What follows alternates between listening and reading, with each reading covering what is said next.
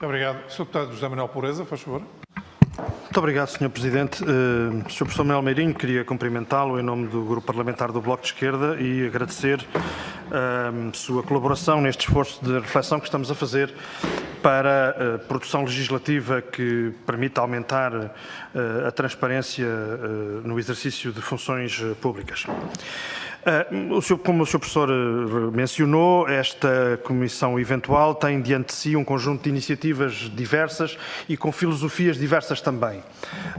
Na verdade, para além daquela que serviu de objeto à sua intervenção e que se prende com a representação de interesses, temos também diante de nós, outros conjuntos de iniciativas que têm a ver quer com incompatibilidades, quer designadamente com incompatibilidades no caso dos titulares de cargos políticos, altos funcionários da administração pública, enfim. E, portanto, temos aqui, abordagens deste problema que escolhem ângulos diferentes. E eu creio que, enfim, a questão que se nos coloca diante do problema da representação de interesses, do lobbying, é não só a do regime concreto que venha a ter qualquer legislação sobre esta matéria, mas também do nível de expectativas que, podemos ter diante de qualquer regulação que venha a acontecer nesta matéria, do ponto de vista da aquisição de efetiva transparência para o sistema político e para a democracia. E é nesse sentido que eu gostaria de confrontar o Sr. Professor com, um caso concreto que foi noticiado a semana passada e que diz respeito às relações entre o anterior Presidente da Comissão Europeia e o Banco Goldman Sachs.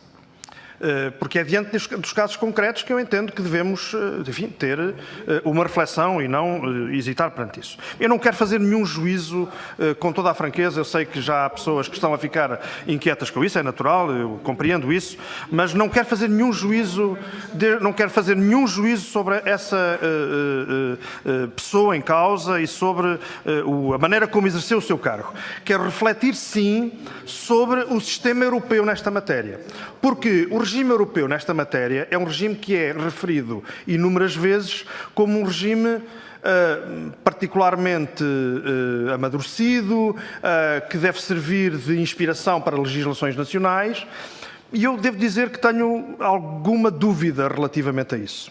Pedia ao Sr. Presidente que me deixasse ler 3 ou 4 excertos de uma notícia que foi publicada no Público, no sábado passado, e que se referem a esta matéria. Só para termos, enfim, alguma base de reflexão. O primeiro excerto desta notícia, que é uma notícia longa, que é, aliás, uma peça longa, diz assim: a atividade de lobbying está regulamentada na União Europeia e o Goldman Sachs está acreditado na base de dados pública Transparency Register. O banco declara que gastou em 2015 perto de 1,3 milhões de euros em lobbying na União Europeia. Tem 6 representantes registados. Portanto, este é o ponto de partida que queria ter em conta. Sendo que, segundo o excerto, e volto a citar a peça publicada no Público no passado dia 24, que diz assim: nessa mesma carta, uma carta que está a ser referenciada anteriormente, que é uma carta do CEO da Goldman Sachs para o anterior Presidente da Comissão Europeia, Blankfein agradece ainda a Barroso por ter participado numa reunião com os senior partners do banco. E depois diz a carta: sei que eles consideraram a sessão extremamente enriquecedora. E acrescenta à peça jornalística: estes encontros não foram tornados públicos na altura. Terceiro excerto. Diz a peça do Público do passado dia 24. A Europa divulga as reuniões formais e informais em que participam os seus dirigentes. Este é o regime em vigor na União Europeia. Mas não existe nenhum registro para encontros como o que juntou, lado a lado, Barroso e Peter Sutherland num jogo de futebol no estádio do Manchester United a 13 de março de 2007. E, finalmente, um último excerto que queria referir e termino a minha intervenção. É que, do meu ponto de vista, Sr. Professor, este conjunto de excertos coloca-nos perante a eficácia, digamos assim, do regime jurídico vigente atualmente na União Europeia a este respeito. Sendo um regime que tem vindo a ser amadurecido e aperfeiçoado, ele evidencia, creio eu, pelo menos a termos a esta notícia, evidencia fragilidades e mais do que isso. Quer dizer, há aqui muita realidade que passa para lá dos filtros desta legislação, que é uma legislação tida como modelar em matéria de controle do lobbying. E, finalmente, termino um último excerto para, de alguma maneira, irmos, digamos, aprofundar este pensamento. Refere-se este último excerto à atividade de uma lobbyista da Goldman Sachs, e dá conta de aspectos que ela, digamos, que ela publicitou. Portanto, agora é o regime a funcionar. Até agora foi o regime a funcionar deficientemente, mas agora a funcionar. E eu leio a notícia do Público.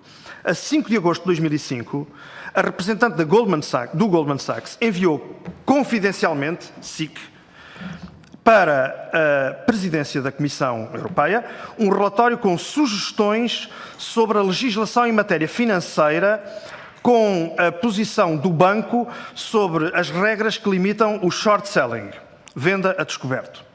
Menos confidencialmente, entre aspas, Costco, que é o apelido da senhora lobbyista, enviou ainda as posições tornadas públicas pelas associações que agrupam os interesses do setor financeiro, a Association for Financial Markets e a ISDA, sobre produtos financeiros derivados, como CDO, CDS, swaps, etc.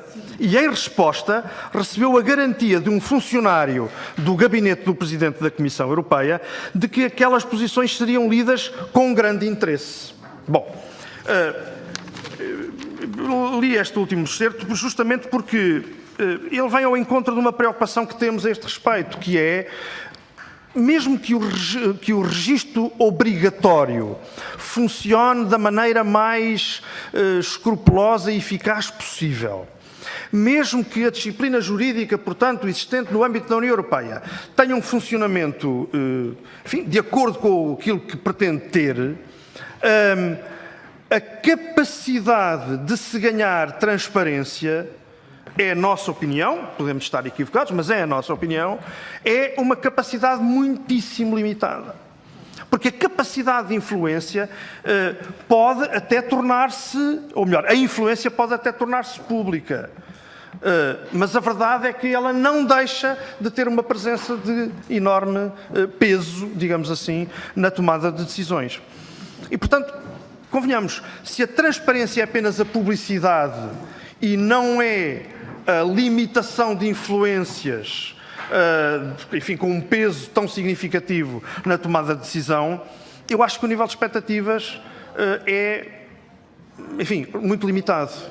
Mas é, digamos, a nossa posição que é conhecida, não estou certamente a dizer nada de novo, apenas, enfim, este caso concreto parece vir ao encontro das preocupações e das reservas que temos em relação a isso, mas gostava, na medida do possível, de ouvir aquilo que o Sr. Professor pensa, não querendo por nada, enfim, colocar-lhe aqui uma questão que, de alguma maneira, possa ser considerada, enfim, demasiadamente delicada para a sua posição. Muito obrigado.